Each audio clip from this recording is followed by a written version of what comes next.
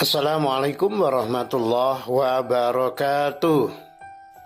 Halo sahabat Well To Do sekalian, kali ini Well To Do akan berbagi informasi. Inilah 5 jasa Gus Dur terbesar untuk Indonesia. Walau tak lama menjabat sebagai presiden keempat di Indonesia, Gus Dur disebut mempunyai jasa besar yang hingga saat ini masih terasa. Apa saja kira-kira? Setiap presiden pasti mempunyai peninggalan masing-masing. Beberapa peninggalan mungkin akan ditelan waktu dan hilang ditelan zaman. Namun berbeda dengan Kiai Haji Abdurrahman Wahid atau Gus Dur. Sosok presiden keempat Indonesia ini mempunyai beberapa jasa besar yang pengaruhnya terasa hingga sekarang. Hal inilah yang membuat terus dikenang dan mempunyai tempat tersendiri di hati masyarakat Indonesia. 1. Menjadikan Tahun Baru Imlek sebagai hari libur. Jasa Gus Dur pertama adalah menjadikan Tahun Baru Imlek sebagai hari libur nasional dan membuat masyarakat Tionghoa di Indonesia bebas untuk merayakannya. Padahal pada masa Orde Baru, pemerintah melarang perayaan Tahun Baru Imlek di tempat-tempat umum. Hal ini bisa terjadi setelah sang presiden keempat memutuskan untuk mencabut instruksi Presiden nomor 14 tahun 1967. Kemudian Gus Dur mengeluarkan keputusan Presiden nomor 6 tahun 2000. Maka tidak mengherankan jika sosok Kiai Haji Abdurrahman Wahid sering dijuluki sebagai Bapak Tionghoa Indonesia karena jasanya yang satu ini. Dilansir dari Tempo.co, 21 tahun lalu atau 22 tahun lalu di tahun 2023 ini, Gus Dur tetapkan Hari Raya Imlek sebagai libur nasional. Umat Konghucu merayakan Tahun Baru Cina atau Imlek pada 1 Februari 2022. Pemerintah Indonesia pun menetapkan tiap tahunnya. Ketika perayaan Tahun Baru Cina berlangsung sebagai hari libur nasional, penetapan Imlek sebagai hari libur nasional di Indonesia memiliki kisah yang panjang. Tahun Baru Cina atau yang juga disebut sebagai Hari Raya Imlek memiliki makna tersendiri bagi warga Tionghoa. Perayaan ini diisi oleh berbagai acara dan ritual seperti membersihkan rumah, memberikan angpau hingga menggunakan atribut serba merah. Penetapan Imlek sebagai salah satu hari libur di Indonesia berlangsung pada saat pemerintahan Presiden Abdurrahman Wahid atau Gus Dur, tepatnya pada 9 April 2001. Hal ini merupakan sebuah keputusan revolusioner mengingat di era pemerintahan sebelumnya, yakni masa Orde Baru, perayaan Imlek di tempat-tempat umum dilarang. Selama lebih dari 30 tahun yakni 1968 hingga 1999, umat Konghucu Indonesia melaksanakan perayaan Tahun Baru Cina tidak secara terbuka. Ketetapan ini dituangkan dalam instruksi Presiden atau Inpres nomor 14 tahun 1967. Merespon hal tersebut dilansir dari dilip.uin suka.ac.id, Presiden Gus Dur kemudian mencabut Inpres tersebut dan mengeluarkan ketetapan Presiden atau Kepres nomor 6 tahun 2000. Kepres tersebut menjadi pintu awal umat Konghucu di Indonesia bisa memperoleh kebebasan untuk menganut agama, kepercayaan, serta adat istiadat mereka, termasuk upacara keagamaan seperti Imlek secara terbuka. Kemudian Gus Dur menindaklanjuti keputusannya dengan menetapkan Imlek sebagai hari libur fakultatif, berlaku bagi mereka yang merayakannya. Berdasarkan keputusan nomor 13 tahun 2001 tentang penetapan Hari Raya Imlek sebagai hari libur nasional fakultatif, pada 2003, di bawah kepemimpinan Presiden Megawati, keputusan ini ditindaklanjuti dengan menetapkan Imlek sebagai hari libur nasional. Karena kebijakan Gus Dur tersebut, pada 10 Maret 2004, Gus Dur memperoleh julukan sebagai Bapak Tionghoa. Predikat ini diberikan oleh masyarakat Tionghoa di Semarang pada saat perayaan Hari Cap Gomeh di Kelenteng Taikesi. 2. Mengakui agama Konghucu di Indonesia. Agama Konghucu sejatinya sudah ada sejak ratusan tahun di Indonesia, namun pada era pemerintahan Gus Dur lah masyarakat yang menganut agama Konghucu boleh secara terbuka untuk menjalankan ibadah mereka. Dengan demikian, Konghucu pun diakui secara sah oleh negara menjadi salah satu agama resmi di Indonesia. Dikutip dari bincangsyariah.com, inilah alasan Gus Dur mengakui agama Konghucu di Indonesia. Tulisan ini akan membahas alasan Gus Dur mengakui agama Konghucu di Indonesia. Pada masa Orde Baru terjadi berbagai diskriminasi dan kekerasan terhadap penganut agama Konghucu dan etnis Tionghoa pada umumnya. Mereka dikucilkan baik secara ekonomi, sosial, hingga budaya. Perayaan-perayaan keagamaan Konghucu tidak diperbolehkan. Nama-nama mereka harus diubah dengan nama pribumi.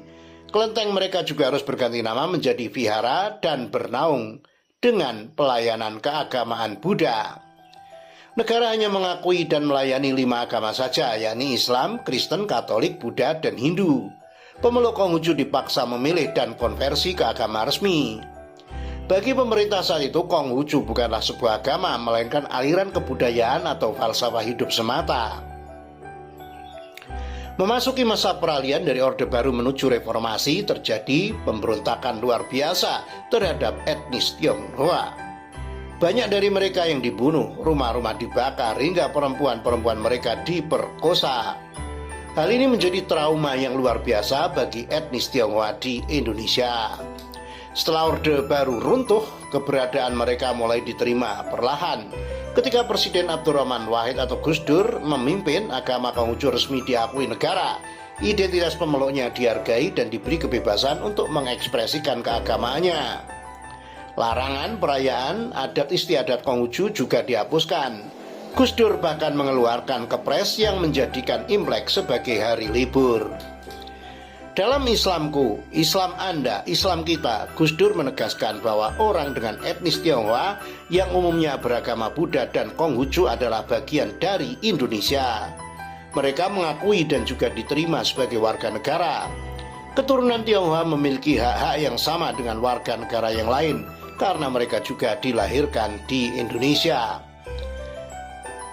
Menganggap etnis Tionghoa sebagai yang lain adalah kesalahan besar yang tidak boleh diteruskan. Adanya orang dengan etnis Tionghoa di Indonesia sama saja dengan adanya orang Papua, orang Sunda, orang Jawa, dan lain sebagainya. Karenanya mereka juga penduduk asli, tidak berbeda. Gus Dur menawarkan kebangsaan Indonesia yang tidak berdasarkan ras. Bagi Gus Dur, warga Indonesia tidak hanya terdiri dari agama atau etnis tertentu saja, tetapi majemuk, beragam. Tidak mengherankan jika perjuangannya ini membuat sosok Gus Dur dihormati dan dicintai oleh hampir semua pemeluk agama termasuk Konghucu. Keputusan-keputusan Gus Dur tentu sangatlah berarti, bukan hanya bagi umat Konghucu tetapi juga untuk penegakan kebebasan beragama dan berkeyakinan di Indonesia. Bagi ulama asal Jombang ini, negara tidak berhak mendefinisikan mana agama dan mana yang bukan. Pemeluknya sendirilah yang berhak menentukan. Gus Dur juga menerangkan bahwa Islam sangatlah menerima dan menghargai perbedaan sebagai suatu yang wajar terjadi di dalam masyarakat, seperti yang tertuang dalam Quran Surat Ali Imran ayat 103. Berpeganglah kalian pada tali Tuhan dan secara keseluruhan, serta jangan terpecah-pecah dan saling bertentangan. Perjuangan Gus Dur dalam menghapus diskriminasi terhadap pemeluk agama minoritas seperti Konghucu memang luar biasa. Namun, perjuangan itu belum selesai, karena selain Konghucu banyak agama lain yang lahir dan tumbuh di Indonesia dan tidak kalah didiskriminasi dan dikucilkannya. Gus Dur menyerukan bahwa jika kita ingin menjadi bangsa yang besar, maka kita harus menghentikan segala praktek diskriminasi. Adapun perbedaan yang ada tidak boleh menjadi penyebab pertentangan apalagi permusuhan, melainkan kekayaan bangsa yang harus dirawat bersama. Demikian penjelasan terkait alasan Gus Dur mengakui agama Konghucu di Indonesia. 3. Mendamaikan hubungan Islam dengan Pancasila. Menurut mantan Menteri Agama Islam Lukman Hakim Saifuddin, Gus Dur mampu mendamaikan hubungan Islam dengan Pancasila. Jadi Gus Dur mampu memadukan umat Islam untuk bisa menerima Pancasila tanpa ada setetes pun darah yang tertumpah, ujar Lukman pada tahun 2015 silam. Dilansir dari newsdetik.com.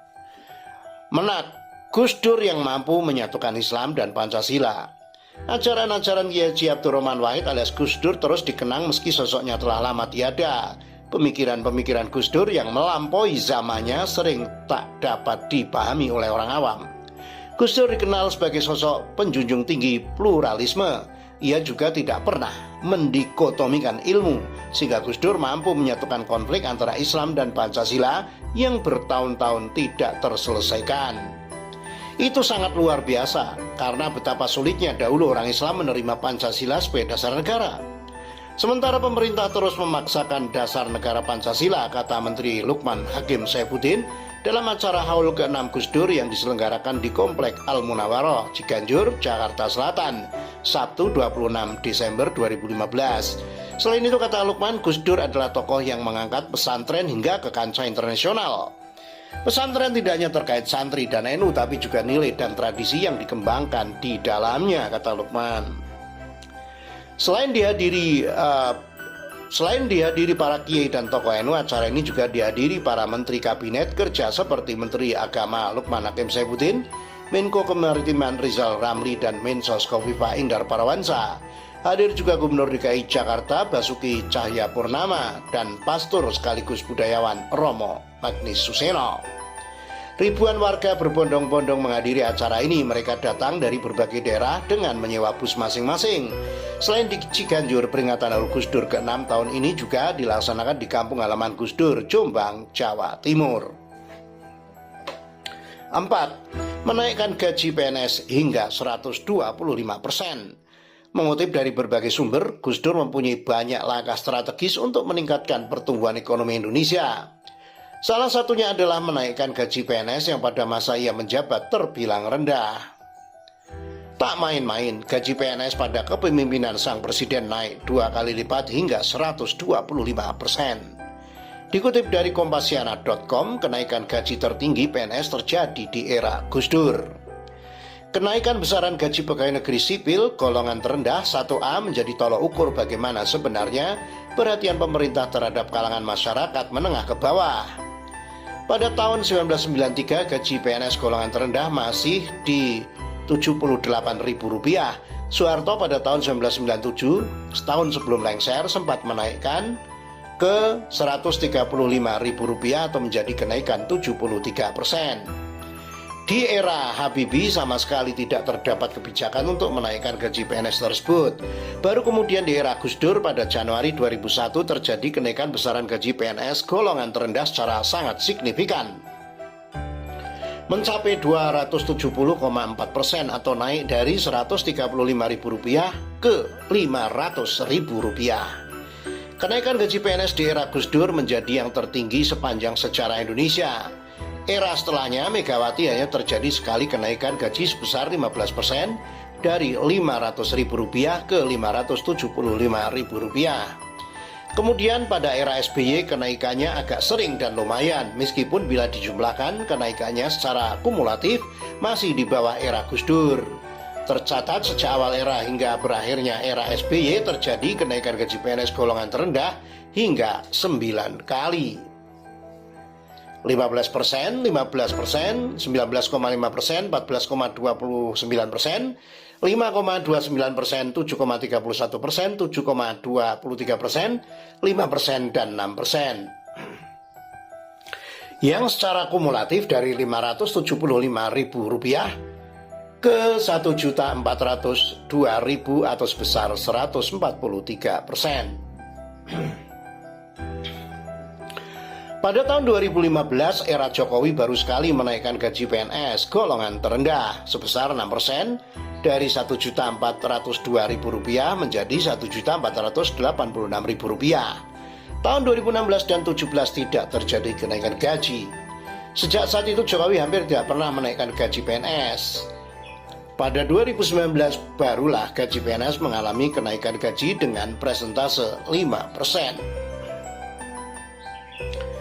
5. Presiden yang pro buruh. Menurut berbagai laporan media, Gus Dur disebut sebagai presiden yang pro buruh. Ada banyak sekali catatan yang menyebut jika sang mantan presiden sering membela kaum buruh.